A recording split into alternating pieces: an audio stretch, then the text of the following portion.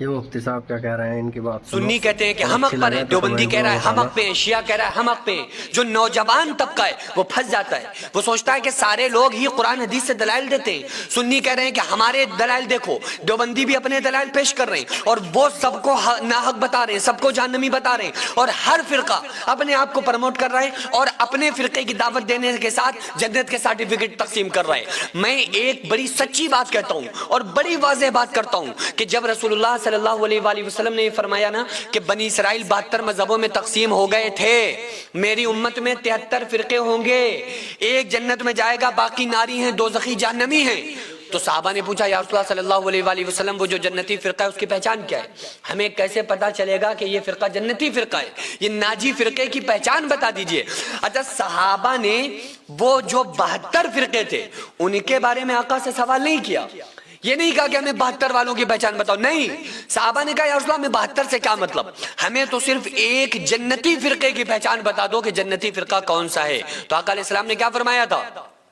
آقا علیہ السلام نے فرمایا کہ جو میرے اور میرے صحابہ کے طریقے پر ہے وہ جنتی ہے۔ اب صحابہ کا طریقہ کیا ہے؟ اب دیکھو میں اکثر ایک بات کہتا ہوں، دیکھو سنی اور دیوبندی اور شیعہ اور اہل حدیث یہ تمام مناظرے بھی آپ نے سنے ہوں گے، لوگوں کی بڑی بڑی بحثیں بھی دیکھی ہوں گی، لیکن ایک بات میں ہاتھ جوڑ کر آپ سے کہتا ہوں کہ جب بات مصطفیٰ کی آئے، جب بات ہمارے آقا کی آئے اور آپ دیکھ رہے ہوں کہ دو لوگوں میں جنگ ہو رہی ہے، مناظرہ ہو رہا ہے، لڑائی ہو رہی ہے، ایک یہ ثابت کرنے پر ایک ایسی بات ثابت کر رہا ہے جس سے مصطفیٰ صلی اللہ علیہ وآلہ وسلم کی عظمت ثابت ہو رہی ہے، جس سے مصطفیٰ کی شان واضح ہو رہی ہے، اور ایک اس طرح کی بات کر رہا ہے جس سے آپ کو لگ رہا ہے کہ اس سے معاذ اللہ ثم معاذ اللہ آقا کی شان پر حرف آ رہا ہے، تو پھر آپ ہمیشہ مصطفیٰ کی شان والی جو بات ہو اس بات کو آپ ایکسپٹ کر لینا، آپ کبھی اس معاملے میں مت پڑو۔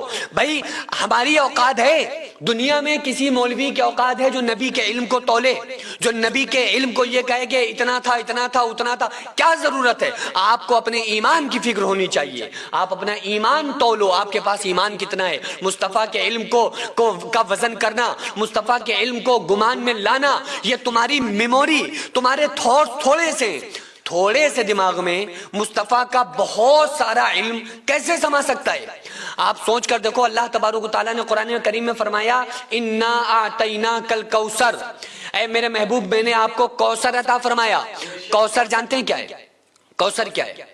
کوثر لوگ سمجھتے ہیں جنت میں ایک نہر کا نام کوثر ہے، نہیں، جنت میں جو ایک نہر ہے وہ کوثر کا ایک حصہ ہے، صرف وہی کوثر نہیں بلکہ اللہ کہہ رہا ہے ہم نے آپ کو کوثر عطا فرمایا۔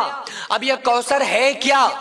قلیل ایک ہوتا ہے، قلیل ایک ہوتا ہے کثیر، قلیل کی ضد ہے کثیر، کثیر کے معنی کیا ہوتے ہیں؟ زیادہ، قلیل کے معنی کیا ہوتے ہیں؟ قلیل کے کیا معنی ہوتے ہیں؟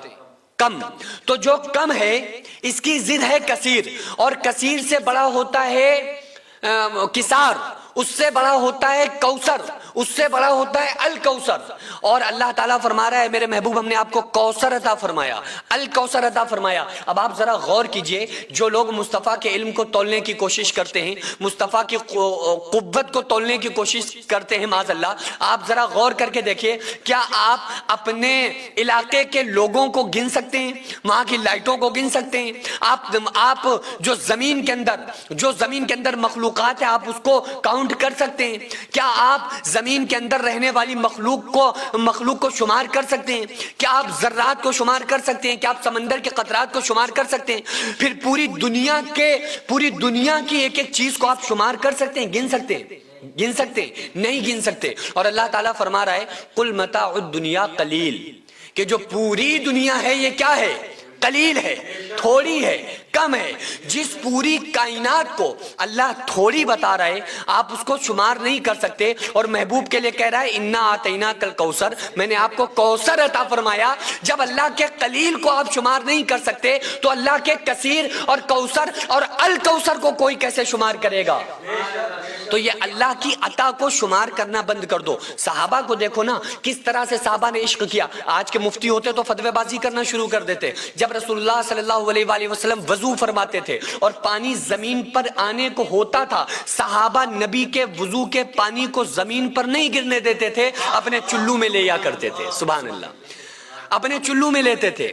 صحابہ کرام جب مصطفیٰ کا جو لاب دہن ہوا کرتا تھا، تھوک مبارک، وہ صحابہ زمین پہ نہیں گرنے دیتے تھے، اپنے ہاتھوں میں لے کے اپنے جسم پر مل لیا کرتے تھے اور کہتے تھے کہ مصطفیٰ کے تھوک مبارک میں شفا ہے. آپ صحابہ سے پوچھو کہ مصطفیٰ سے عشق کیسے کیا جاتا ہے. آپ دیکھو نا اللہ نے کیا فرمایا، یا ایھا الذین آمنوا لا ترفعوا اصواتکم فوق صوت النبی. اے ایمان والوں اپنی آوازوں کو نبی کی آواز سے اونچا مت کرو. فوق صوت النبی، نبی کی آواز سے اپنی آواز کو اونچا مت کرو. کیوں؟ کیونکہ کہیں ایسا نہ ہو کہ ان تحبط اعمالکم وانتم لا تشعرون، تمہارے سارے عمل برباد ہو جائیں اور تمہیں خبر بھی نہ ہو. اچھا کس سے کہا جا رہا ہے؟ صحابہ سے. کون سے صحابہ؟ بڑے بڑے صحابہ کرام جن کے قدموں کے برابر پوری دنیا نہیں ہے، وہ صحابہ.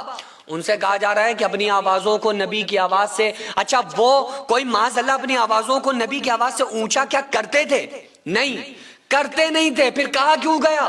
اس لیے کہا گیا کچھ صحابہ ایسے تھے جو اونچا سنتے تھے، انہیں زیادہ سنائی نہیں دیتا تھا، اونچا سنتے تھے.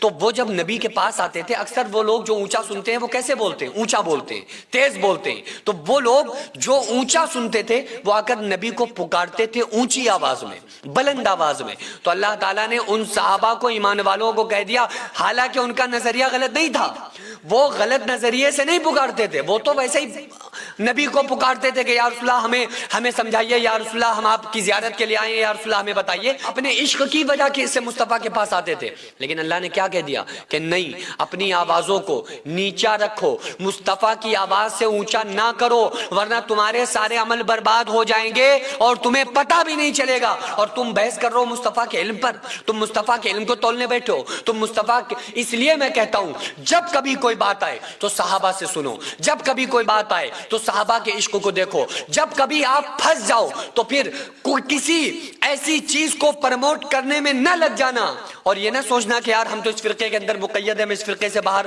ہم کیسے نکل جائیں. نہیں نہیں، لات مار دینا ہر چیز کو. بس یہ دھیان رکھنا کہ کبھی بھی مصطفیٰ کی شان کے خلاف اگر کوئی بات ہو رہی ہے اس بات کو ایکسپٹ نہ کرنا، ورنہ اللہ تعالیٰ فرما رہا ہے تمہارے اعمال برباد ہو جائیں گے اور تمہیں پتہ بھی نہیں چلے گا.